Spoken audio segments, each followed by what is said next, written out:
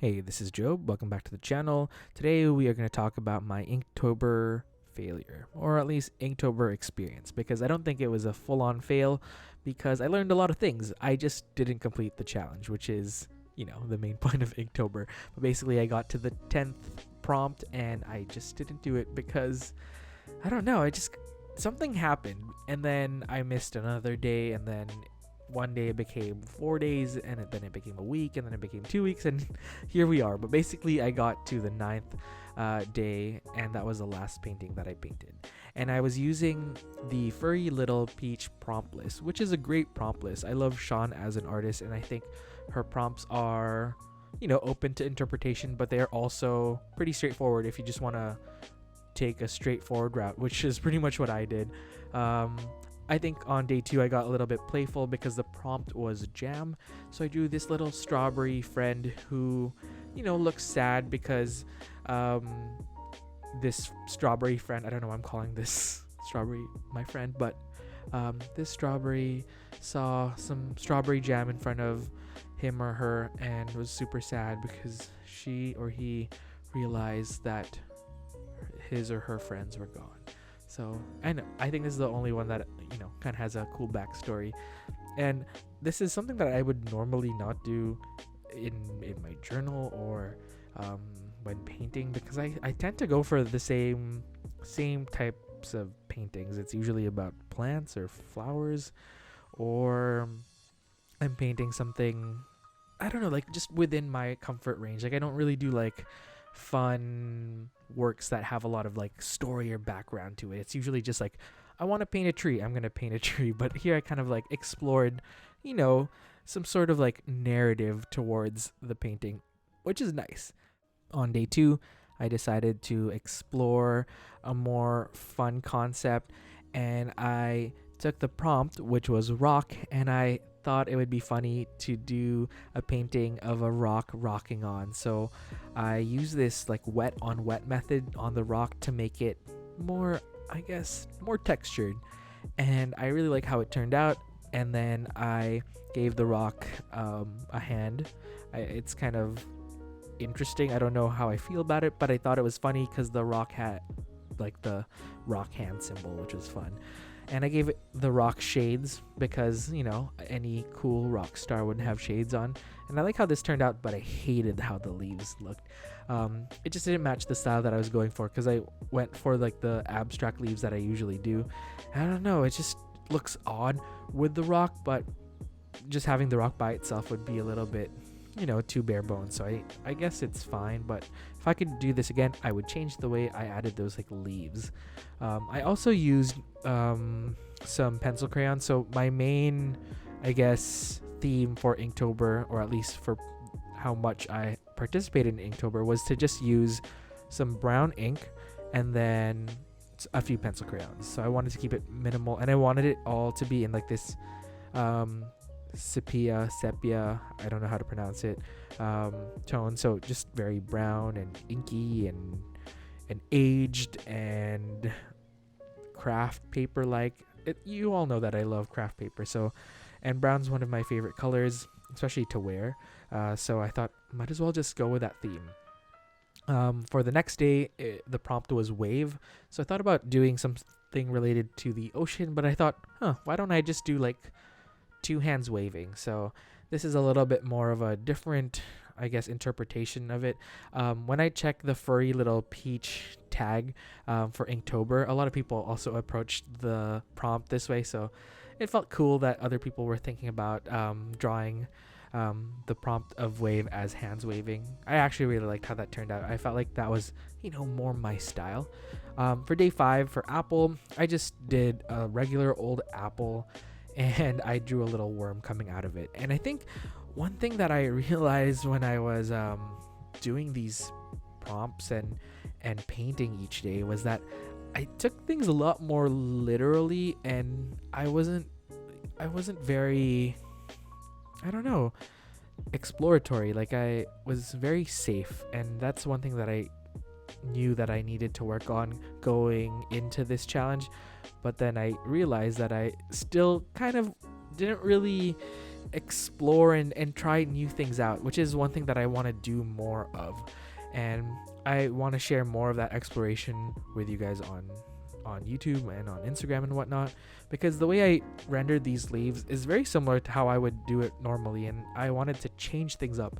So that was a shame, but I did add some like pencil crayon textures to it, which is nice. That's something that I normally wouldn't do with my watercolor florals. I would just keep it with, you know, a single stroke, or like very minimal strokes of paint to create the leaves.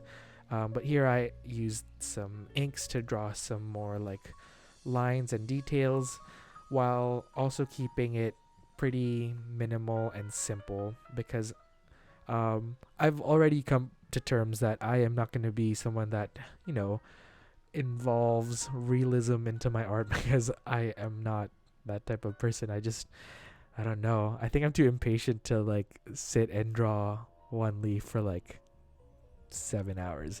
I'm sure skilled artists are, you know, a lot faster, but I would take forever. I do like how realism looks, but that's for maybe another time in my life.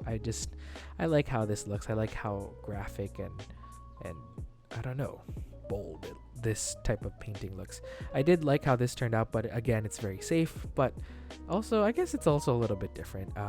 But this is one of my favorite ones, even though I said that it's very safe. It's still one of my favorite paintings from this, I guess, series of 9 paintings. I would say from Inktober, but I didn't complete Inktober, so it feels weird to say. For day 7, the prompt was deer, and I don't know, I think I have a strange relationship with deer because I have painted it quite often in my journal and in my like paintings. I think deers are, I don't know, I guess they're just pretty present in my journal pages.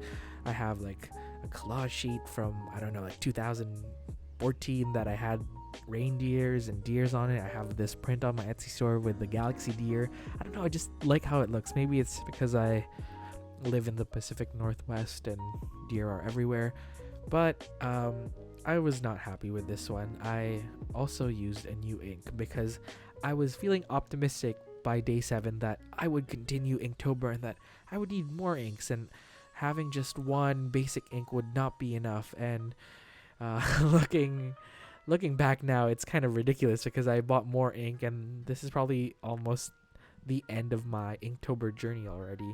But that's all right. At least I have some cool new inks. I decided to use the, I think this is the Dr. P.H. Martin's India ink. So I've never used anything from Dr. P.H. Martin's. I was actually looking for the Hydrus watercolors, but they didn't have it at the Michael's that I was at, and I had a 55% off coupon, and I really wanted to use it. And I also was using, I think I bought 2 of those. So I bought a black one, and that one I haven't opened, but it's nice to have. So I have some sort of additional inks in my stash because I only have my fountain pen inks, which I refuse to paint with because they're too precious. And fountain pen inks are expensive, actually. So I don't want to use that. I know some people do, but for now, my phone. For now, I'm gonna just stick to using these inks for painting and whatnot. In addition to that, I used a white gel pen in this one to add some more texture to the deer, and I hated how I added like this white outline to the ears, but that's all right. I'm not gonna tear myself into pieces that much because we're learning and we're growing, because that's the point of Inktober. This one I do want to revisit. I think the execution was interesting, but I would like to redo this. I really like the idea of like making a plaid pattern using watercolors, but I didn't know how to add like the different layers of like how would you say that, like in plaid when there's like an interlocking panel of colors, and when you have 2 colors over top of each other, there would be like a darker shade, which is a result of the 2 blocks or 2 segments intermingling, but intersecting. So I thought I would do that with like one shade of pencil crayon. This is like a darker brown, and then I don't know, I think that looks kind of cool, but I just didn't know like what to do next. And then I ended up coloring the white negative space with this lighter brown, and then it just kind of looked odd. But I just want to revisit this in some way or fashion in the future, because I like the idea of like a watercolor plaid print. It sounds really hard to imagine, but I think if I play around with it a little bit more, it will make a little bit more sense. Or making some sort of like plaid print that's not perfect, like a little bit of like a wonky plaid instead of a wonky ledger. But yeah, this is the last day. So sad. And I really like drawing clouds this way. I've been doing it a lot, and you've probably seen it in a lot of my journal spreads and whatnot.